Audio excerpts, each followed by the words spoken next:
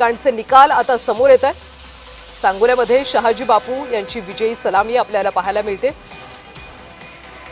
या ठिकाणी शिवसेनेचे दादा लवटे यांचा विजय झाला। अनेक ठिकाणी मंत्र्यांच्या प्रतिष्ठा सुद्धा पणाला लागल्या होत्या, त्यामुळे जिल्हा परिषद पंचायत समितीमध्ये जनता नेमका कुणाला कौल देणार याकडे सगळ्यांचंच लक्ष लागलं होतं। आता मतमोजणीला सुरुवात झाली आणि अनेक ठिकाणी कल समोर येत आहेत। शिवसेनेचे दादा लवटे यांचा विजय झाल्याचं कळतं। तर कोल्हापूर जिल्हा परिषदेमध्ये काँग्रेसच्या शुभांगी महेश कुंभार या विजयी झालेल्या आहेत। कोल्हापूरमध्ये सुद्धा यावेळी चुरशीची अशी लढत पाहायला मिळते होती। त्या ठिकाणी आता काँग्रेसच्या शुभांगी कुंभार यांचा विजय झाला। आणि अधिकचे अपडेट्स घेऊयात आमचे कोल्हापूरचे प्रतिनिधी अमर पाटील यांच्याकडून। अमर, काँग्रेसच्या शुभांगी कुंभार विजयी झाल्यात, सध्या काय चित्र आहे तिथे?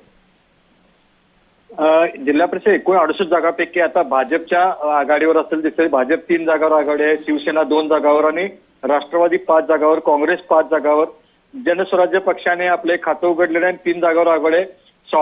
स्वाभिमानी शेतकरी संघटना राहीशे 3 ते 1 जागेवर आघाडी आहे। त्यामुळे आता एकंदरीत पाहायला गेलं संमिश्र सगळीकडे आघाडी दिसते।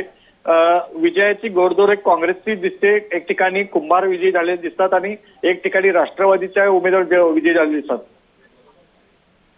नक्कीच अमर, यावेळी कोल्हापूरमध्ये सुद्धा अतिशय चुरशीची अशी लढत पाहायला मिळाली होती। काँग्रेस, राष्ट्रवादी, भाजप असेल या सगळ्यांमध्ये काही ठिकाणी मित्रपक्ष सुद्धा एकत्र आल्याचं पाहायला मिळालं होतं।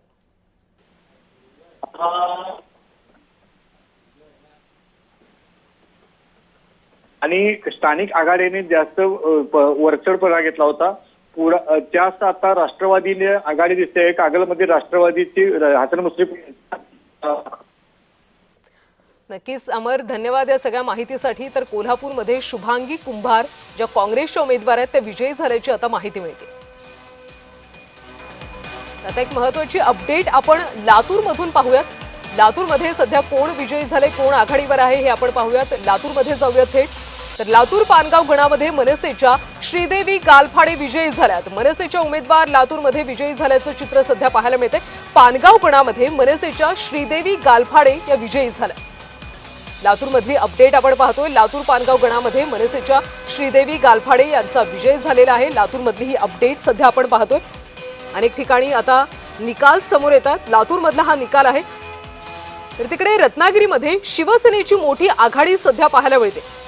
कोकणामध्ये रत्नागिरी, सिंधुदुर्ग अनेक ठिकाणी शिवसेना आणि भाजपची सरशी पाहायला मिळते। एकूण 10 जागांपैकी 8 जागांवर शिवसेनेनं सरशी केल्याचं सध्या पाहायला मिळते। रत्नागिरीमध्ये शिवसेनेची सध्या मोठी आघाडी आहे।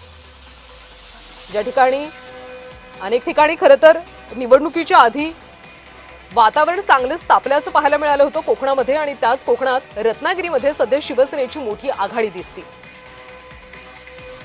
त्यामुळे कोकणातल्या जनतेचा कौल कोणाच्या बाजूने असेल हे काही वेळात स्पष्ट होईल। 10 जागांपैकी 8 जागांवर शिवसेनेची सरशी झाली।